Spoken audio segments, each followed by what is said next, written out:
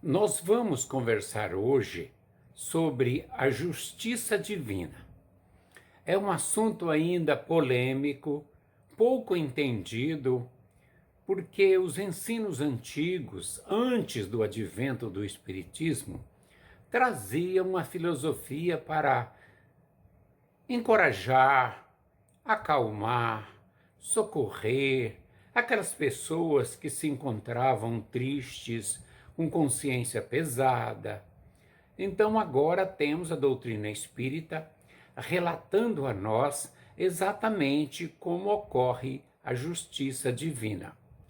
Eu trabalho todos os domingos na Associação Espírita Luz de Cáritas, controlando um grupo de médiuns que recebe mensagens de vários espíritos que, estando no mundo espiritual, e não estão bem, receberam tratamento, melhoraram, mas continuam sentindo-se pesados, consciência triste, acabrunhados, precisando descarregar aqueles sentimentos que levaram para o mundo espiritual, porque muitos não cumpriram bem o papel de pai, outros não cumpriram o papel de filho, outros foram mesmo desonestos em grande escala e do lado de lá, se deparando com uma nova realidade, mesmo se tratando de todas as enfermidades que o seu corpo tinha, a sua alma, na verdade, é espírito, porque estão no mundo dos espíritos, lá não existe alma. A alma é aqui, enquanto o nosso espírito está preso ao corpo carnal. Lá é espírito. Então, o seu espírito se sente ainda sentindo amarguras, mesmo depois de longo tratamento. Iriam continuar recebendo tratamento, se não existisse o trabalho de nossa casa. Então, aqueles que são agraciados vêm, tomam o médium, usam recursos tecnológicos espirituais que se encontram instalados na mesa, escrevem uma página de psicografia e descarregam aquelas energias e se sentem outros espíritos muito melhores. E nessas centenas e até milhares de mensagens que já trouxeram, relatando como se posicionam do lado de lá, nós entendemos claramente como funciona a justiça de Deus. Bate, é claro, com aquelas primeiras ensinadas pela doutrina espírita, mas é preciso entender que detalhes são sempre trazidos até nós.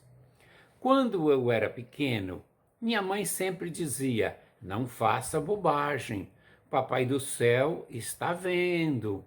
E isso acho que todos nós já ouvimos de nossa mãe, de nossas avós, não é mesmo? Pois é. Então eu, por exemplo, quando era menino, imaginava que Deus tinha uns olhos grandões ou espiões para ele estar vendo tudo. Hoje nós sabemos que não é assim que funciona. Não se trata de Deus ver. É que existem leis no universo e que envolve o nosso perispírito, ou seja, o nosso corpo espiritual, e cada atitude nossa, cada comportamento nosso, seja bom ou seja ruim, fica registrado em nós mesmos. Na verdade, não é Deus que está com um olhão grande, olhando, fiscalizando, não. É a sua lei que já está no meu corpo espiritual. De modo que, se eu maltratar alguém, essa atitude fica registrada em meu espírito, mais precisamente no meu corpo espiritual chamado perispírito. E se eu fizer um ato de bondade, também ficará registrado em mim. Se eu me dedicar a atitudes desairosas, que levam ao desassossego a alguém, a tristeza a alguém, tudo, qualquer atitude, prejuízo que eu causo, desonestidade, críticas desairosas que levam tristezas ao criticado, de todas as maneiras, qualquer atitude minha está registrado, vai ficar registrada no meu corpo espiritual. E aí, como eu faço? Ocorre o seguinte, ocorre que quando nós também éramos pequenos, víamos nas igrejas dizer: vamos orar o Pai Nosso. E o Pai Nosso dizia assim: Pai, perdoa-nos à medida que perdoamos nossos devedores. Sim, então nós pensávamos que Deus ia nos perdoar de todos os erros. Lembramos também de Jesus na cruz, e ele disse: Pai, perdoa-os, eles não sabem o que fazem. E com isso, nós colocamos na mente que Deus perdoa tudo. Fazemos mil bobagens e dizemos assim: eu vou pedir perdão a Deus, Deus vai me perdoar, ele é bondoso. Ele não é aquele Deus carrasco de Moisés, e sim o Deus bondoso que Jesus apresentou. E hoje, com a doutrina espírita, como é? Bem, hoje eu lamento lhe dar uma notícia que parece ruim e, ao mesmo tempo, é a realidade do universo e também, ao mesmo tempo, é uma notícia boa. Não existe este perdão de Deus de apagar nossas faltas como se ele estivesse usando um apagador de quadro negro, uma esponja. Não existe isso. Mas por que Jesus disse perdoa, Pai? Bem, primeiro é preciso entender que na época de Jesus, o povo ainda era muito ignorante, muito cheio de dúvida, não tinha noção de como ocorriam as coisas. Jesus tinha de dizer daquele jeito.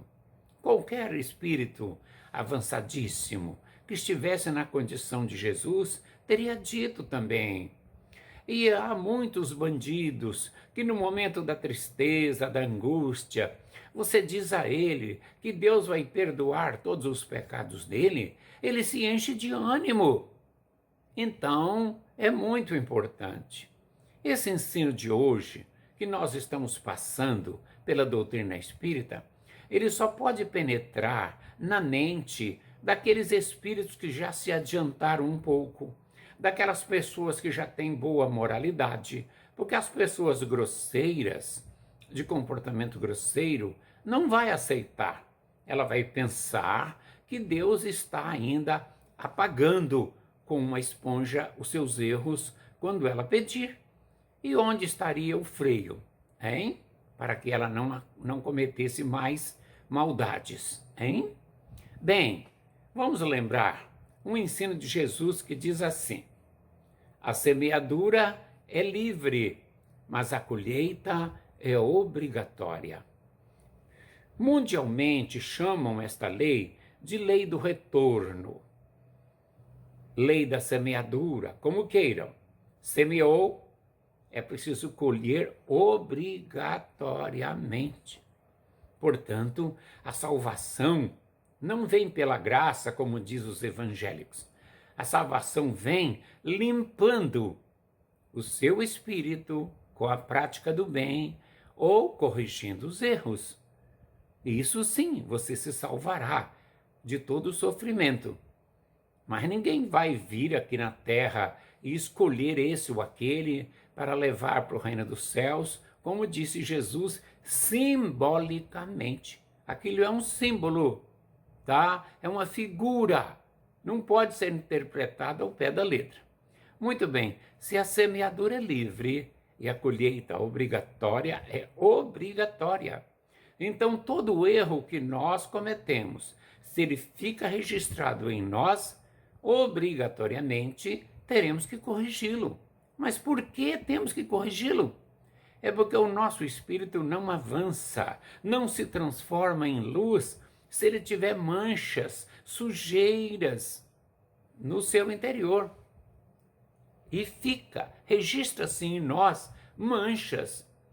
Toda pessoa que odeia muito tem tantas manchas que numa outra encarnação é obrigada a ter um câncer para retirar aquelas manchas. Então não há como um espírito se transformar em luz, amor, crescer, se aproximar de Jesus, compreender o que é Deus, viver o esplendor celeste, se ele tiver em si vários registros de erros. Ele tem que se limpar, se corrigir. E como ele faz isso? Programando uma outra encarnação e o corpo carnal, o novo corpo carnal que ele vai ganhar, vai absorver o programa dessas manchas que vão passar para o corpo em forma de tumores, de sofrimentos, de angústias. Por isso que pessoas, às vezes, observamos, aliás, não vamos entrar em pessoas, vamos falar em crianças. Observamos o seguinte, crianças com 3 anos de idade já têm câncer. Aqui no Brasil tem um hospital de Barretos que só trata disso, câncer infantil. Então uma criança com 2 anos, 3 anos, 4 anos, lá tem centenas, tudo com câncer, câncer definitivo, câncer daquele maligno. Mas o que essa criança houvera feito? Diz os espíritos, foi odiosa, foi maldosa, causou muita maldade à humanidade, aos outros, aos vizinhos, aos amigos, a outras pessoas. E agora, querendo limpar, pediu logo que se limpe logo. Então essa criança vai desencarnar cedo? Sim, vai, não digo todas. As que tiverem programas de câncer maligno, evidente, não escaparão. Mas vieram com esta encarnação curtinha justamente para isso, para limpar o seu corpo espiritual. E ainda não numa encarnação conseguirá. Será preciso muitas encarnações, assim como você pega uma roupa bem suja, cheia de mancha, e passa no tanque várias vezes com um bom detergente, com um bom sabão, para limpar muitas vezes, você também tem que reencarnar várias vezes até limpar, retirar. E essa retirada é um processo de dor, um processo que sofremos muito, tá? A dor tem um papel importante, que nós não vamos conversar aqui agora sobre isso, porque o nosso assunto é justiça de Deus. A dor faz parte da justiça divina, mas nós não vamos nos aprofundar nela agora, tá? Alguns espíritos apresentam-se o corpo cheio de manchas, mas bem manchado mesmo, e não veem outra solução senão fazerem programas e virem para a Terra retirar estas manchas, passando então em forma de tumores para o novo corpo carnal, tá? Em virtude do ódio que tiveram. Jesus disse, a caridade cobre multidões de pecados. Ele não disse todos os pecados. Veja bem, Jesus não disse que a caridade cobre todos os pecados. Ele disse multidões de pecados. Ocorre o seguinte, uma pessoa está cheia de manchas, aliás, um espírito, me perdoe, um espírito está cheio de manchas, cheio de dívidas, porque se comportou mal na última encarnação. Foi um péssimo empresário, foi um péssimo policial, foi um marido horrível, foi uma pessoa desairosa, desrespeitosa em tudo, levou a vida de qualquer jeito, feriu muitas pessoas, tá? Mas vamos imaginar que quando essa pessoa chegou lá pelos 50 anos, ela resolveu se dedicar à caridade. E se entregou à prática da caridade e parou de fazer o mal. E fez a caridade por mais 25 anos. Morreu aos 75, ou seja, desencarnou aos 75, com 25 anos de muita caridade. Chegando lá no mundo espiritual, vão analisar a situação dele e ver que diminuiu em 80% os registros de maldade que tinham nele. Porque ele apagou, ele se harmonizou com a prática da caridade. A caridade é uma bênção. É ela que limpa o nosso espírito. É o impulso de amor que temos emitido é que faz com que a gente se ilumine. O impulso de amor. Mas para se iluminar é preciso estar limpinho, porque a luz não aparece em vidro opaco. Ou seja, você não vê do outro lado. A luz para vir é preciso estar num espírito limpinho, bem limpinho, tá? Portanto, aí é a justiça divina, tá? Aí não adianta você dizer, Senhor Deus, cura o meu filho pequenininho, um anjinho. Parece um anjinho agora, porque só tem 1 ano e está na cama. Mas não é. Viveu várias vidas. Às vezes foi um facínora. Depende da atitude que ele viveu, do karma que ele trouxe, tá? Ninguém escapa da justiça divina. Disse Jesus, a semeadura é livre. Quer fazer o mal, faça, mas terá que corrigi-lo. A colheita é obrigatória. Você vai dizer assim, epa, volta lá no início do nosso vídeo.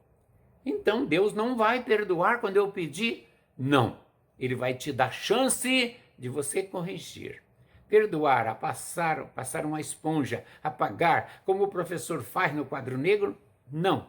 Não existe isso no universo. Então eu devo entender o que Jesus falou? Sim, entenda. Jesus era um mestre. Estava falando para um povo ainda criança, de pouco entendimento. Tinha de falar daquele jeito. É preciso ser daquele jeito. Incentivando o povo, ele disse até eu voltarei na glória do Pai.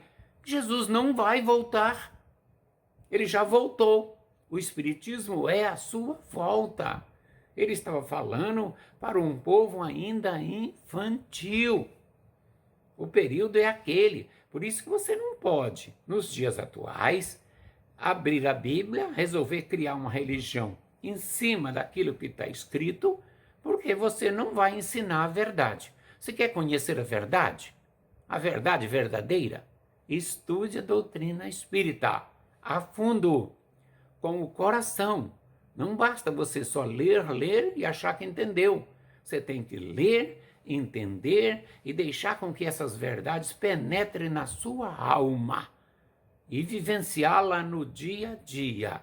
Todo ato de maldade nosso tem que ser corrigido diante das leis da natureza.